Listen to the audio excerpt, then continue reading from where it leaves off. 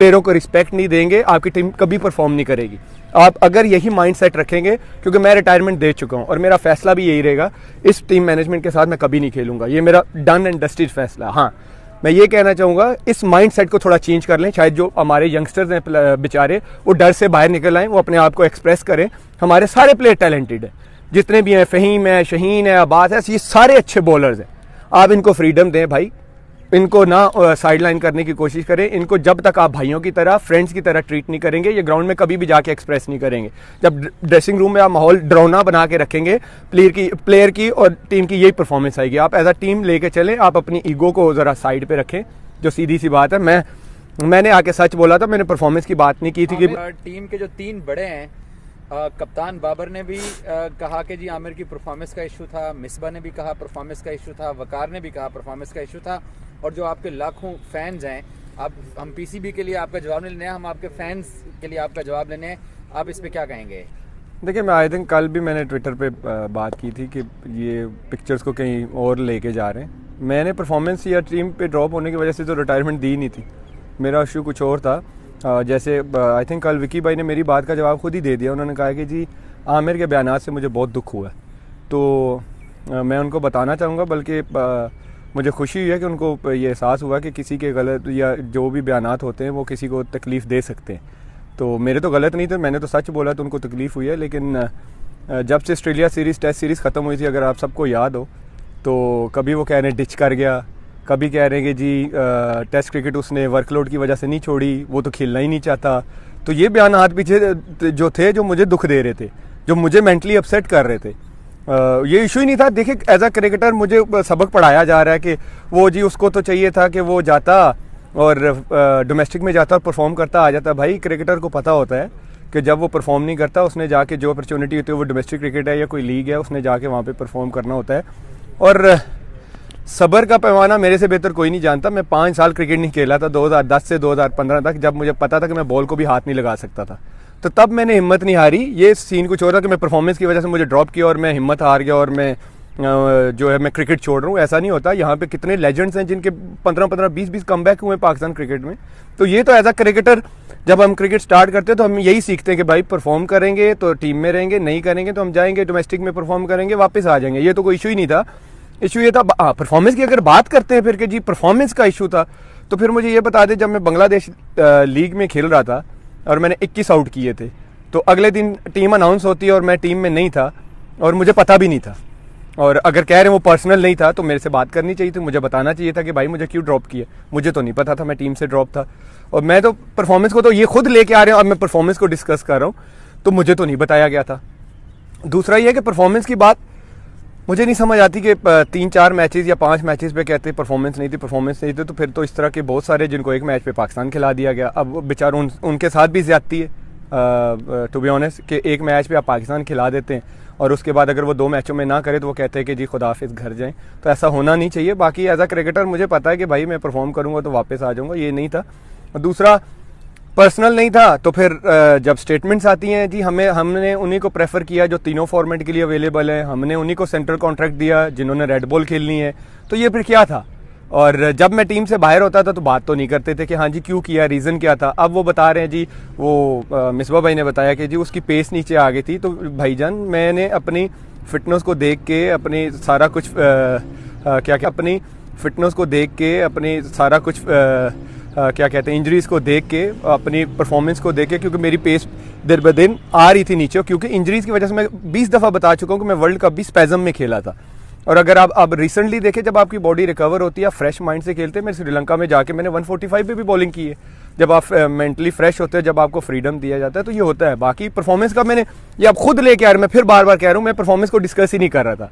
Cricketer ठीक है, आप बाहर होते हो, अंदर आते हो। बहुत सारे यूनुस भाई कितनी दफ़ा बाहर हुए, उन्होंने कम बैक किया। आज हम उनको लेजेंड्स कहते हैं, क्योंकि ये क्रिकेटर का हिस्सा होता है कि उसने बाहर होना है, वो मेहनत करता है, जाके कम बैक करता है। और यूनुस भाई, शाहिद भाई, यूसुफ भाई, कितने लोगों के कम बैक्स हुए। तो इसमें मुझे ये नहीं था कि भाई कि मैं परफॉर्मेंस से बाहर हुआ, ओहो मुझे टीम से बाहर किया तो अब तो मेरा कुछ नहीं होने वाला। ऐसा नहीं होता भाई।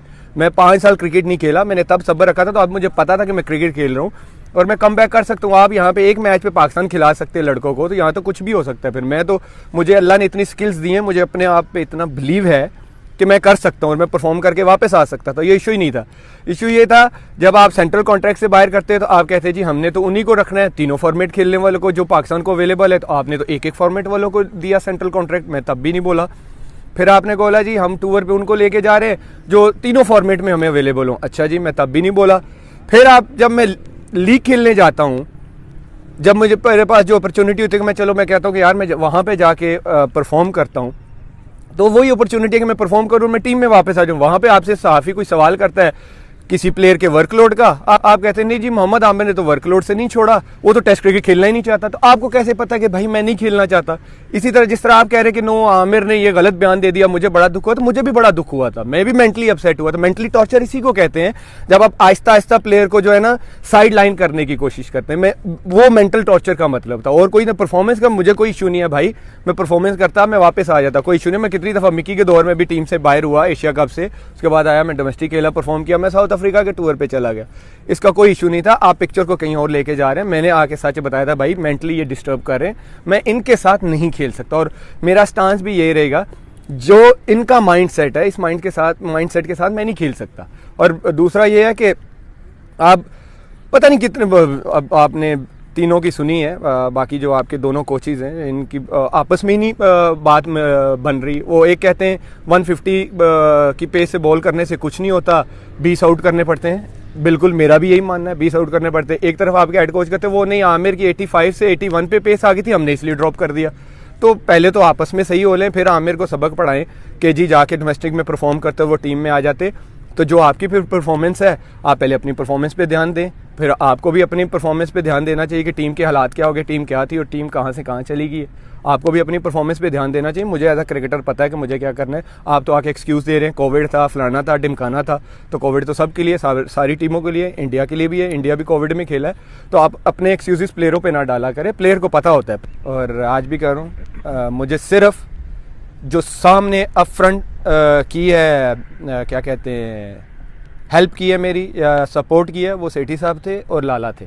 इसके अलावा कोई भी नहीं था। पीछे बैठ के जो पता नहीं क्या करते रहे बंद कमरे में, अभी आके कहते हैं कि आमिर के साथ हमारा कोई पर्सनल नहीं था, लेकिन हमें पता होता कि पर्सनल क्या होती हैं, वो चीज़ें आपको नज़र आ जाती है कि पर्सनल इश्यूज़ पे कैसे साइड पे किया जाता है। बाकी मुझे अप फ्रंट जो सपोर्ट किया वो सेठी साहब ने किया और लाला ने किया, वो मैं हमेशा कहता रहूँगा और इस चीज़ को मैं कभी भूलूंगा नहीं। बाकी वो जो मर्जी कहते हैं, मैं भी कह सकता हूँ कि जी मैं तो कल प्राइम मिनिस्टर बन जाऊँगा या मैं प्राइम मिनिस्टर के ख्वाब बनने के, ये कोई भी अपने मुँह से कोई भी कुछ भी कह सकता है। तो वो कहते रहे, उन्होंने शायद किया हो, अल्लाह बेहतर जानता है, मैं नहीं जानता। उन्होंने फाइट किया हो, शायद किया भी हो, मुझे नहीं पता। लेकिन जो मेरे सामने जिन्होंने मुझे सपोर्ट किया वो शाहिद भाई थे और सेठी साहब। अच्छा, आखिरी सवाल, अगर आपका T10 अच्छा जाता है और PSL अच्छा जाता है और आपको सिलेक्शन कमेटी या मोहम्मद वसीम कॉल करते हैं कि आमिर पाकिस्तान के लिए अवेलेबिलिटी शो करो, तो आपका क्या स्टांस होगा?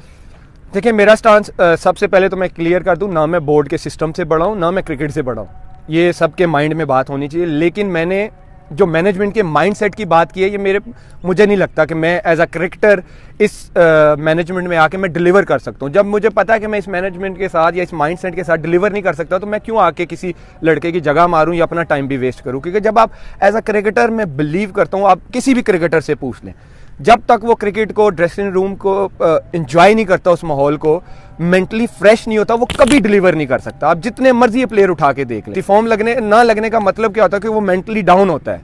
तो जब बंदा मेंटली डाउन होता है तो वो अच्छी तरह डिलीवर नहीं कर सकता। उसके साथ जो अराउंड पीपल होते हैं उन्होंने उसको उठाना होता है। यहाँ पे एक प्लेयर एक इनिंग में या 2 मैचेस में कुछ ना करे तो मॉर्निंग विंजिंग शुरू हो जाती है, की कर रहे हैं, ओ की कर रहे हैं। तो ये तरीके नहीं चलते। और ना आपने जैसे बोला कि मैं ना पाकिस्तान से बड़ा हूँ, ना मैं क्रिकेट से बड़ा हूँ, ना बोर्ड के सिस्टम से बड़ा हूँ, लेकिन मैंने जो माइंडसेट की बात की है, ये हमेशा मेरे यही स्टांस रहेगा। मैंने इस मैनेजमेंट के माइंडसेट के साथ मैं नहीं खेल सकता। साबित करें तो मेरा दिल और टीम के दरवाजे दोनों खुले हैं। मैं यही बता रहा हूँ कि परफॉर्मेंस की तो बात ही नहीं है। परफॉर्मेंस की बात होती तो फिर मैंने कुछ चीज़ें आपको हाईलाइट करवाई हैं, वो मुझे बताते। जब मैं बांग्लादेश से क्या आप इस जेस्चर को कि मेरा दिल और टीम के दरवाजे, ये तो अब उन्होंने मीडिया पे आके बात की है ना, दिल उनका कुछ और कहता। अगर दिल उनका कुछ और कहता तो मेरे से डेफिनेटली पहले भी बात करते, जिस तरह साइड पे आहिस्ता आहिस्ता करते जा रहे थे। और दूसरा, मुझे नहीं लगता कि मैं खेल सकता हूँ। टू बी ऑनेस्ट, चीज़ें बहुत आगे निकल चुकी हैं। मैं ये नहीं कहता कि पीसीबी उनको निकाले, बिल्कुल उनको रखे। पीसीबी का एक सिस्टम है, उनको सिस्टम के तहत लेके आए। वो देखिए एज अ क्रिकेटर बहुत अच्छे थे, विकी भाई लेजेंड रहे हैं क्रिकेट में, मिसबा भाई बहुत अच्छे कप्तान रहे हैं, लेकिन जो माइंड सेट होता है ना मैनेजमेंट का प्लेयर्स के साथ, ये एक डिफरेंट कोचिंग है भाई, ये डिफरेंट एक एजुकेशन है। कि मैं भी आप कहूँ कि जी मुझे थोड़ी बहुत बॉलिंग आती है तो मैं फलाने बॉलर को सिखा सकता हूँ, मैं नहीं सिखा सकता। उसके लिए भाई जाके मुझे एक टेम्परामेंट, एक एजुकेशन लेनी पड़ेगी कि मैंने प्लेयर के साथ हैंडल कैसे करना है।